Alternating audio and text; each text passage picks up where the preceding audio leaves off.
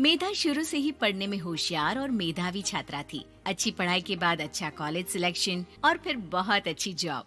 तूने तो मेरा नाम रोशन कर दिया मेधा। अरे लेकिन ये जो काम करने का तरीका है ना, इसे बदल ले।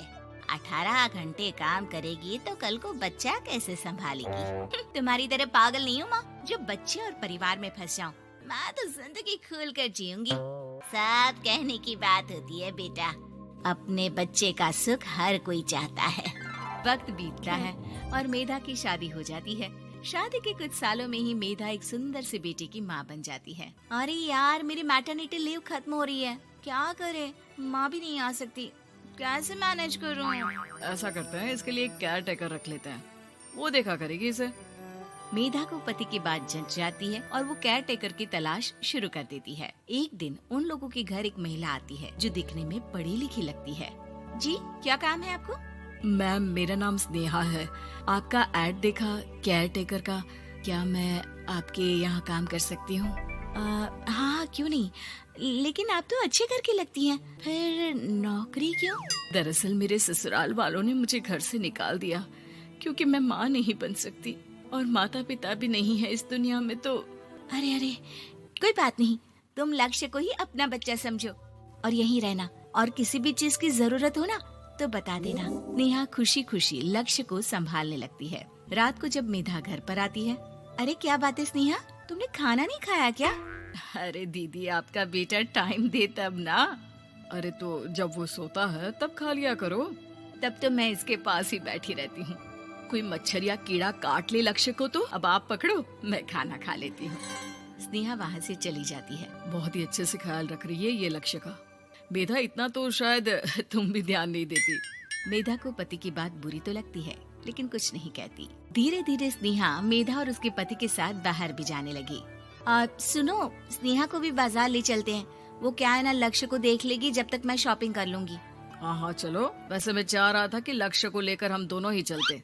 क्या यार, तुम तो फ्री में इमोशनल हो जाते हो, कितना देख लेंगे हम दोनों मिलकर, ले चलो उसे। कार से निकलकर मेधा और लक्ष्य रोड क्रॉस कर रहे थे कि सामने से कार आ जाती है। मेधा का ध्यान नहीं होता लेकिन स्नेहा तुरंत लक्ष्य को मेधा से छीन लेती है। मेधा गिर जाती है और कार मेधा को छूकर निकलती है, जिससे मेधा को खून आ जाता है। पति मेधा को हाथ देकर उठाता है। स्नेहा लक्ष्य को लेकर गले लगाई रहती है। थैंक्स स्नेहा, मैंने तो ध्यान ही नहीं दिया था कि कार आ रही है।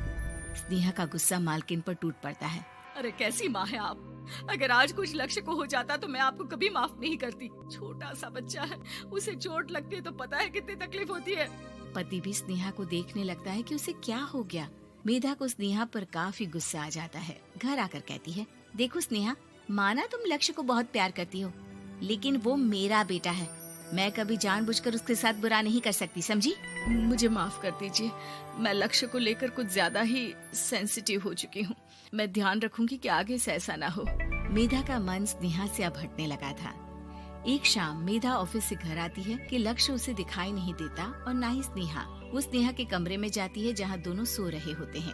अरे स्नेहा, लक्ष्य को आज इस कमरे में क्यों सुला दिया? दीदी, मुझे नींद आ रही थी, ऐसे में उसे कमरे में अकेले लिटाना मुझे ठीक नहीं लगा। मेधा बच्चा उठाने लगती है कि स्नेहा टोक देती है। रहने दीजिए ना दीदी, सो रहा है, फालतू में नींद खराब हो जाएगी। मेधा को गुस्सा आ जाता है और वो बच्चा उठाकर वहाँ से चली जाती है। अगले दिन मेधा स्नेहा को बुलाती है, साथ में एक और लड़की खड़ी होती है। स्नेहा, अब तुम अपना कुछ और देख लो, हम लोगों को नई केयर टेकर मिल गई है, तुम इस हफ्ते घर छोड़ देना। स्नेहा का मन लक्ष्य को छोड़ने का नहीं करता, लेकिन नौकरी तो नौकरी होती है ना। स्नेहा घर से चली जाती है। धीरे धीरे महीने और साल बीतते जाते हैं और लक्ष्य एक नौजवान लड़का हो जाता है। लक्ष्य, आज मुझे मंदिर जाना है, ले चलोगे? ठीक है माँ, एक काम करके अभी वापस आता हूँ, तब तक आप और पापा दोनों तैयार हो जाइए। दोनों तैयार होकर बैठ जाते हैं लेकिन लक्ष्य काफी देर तक नहीं आता।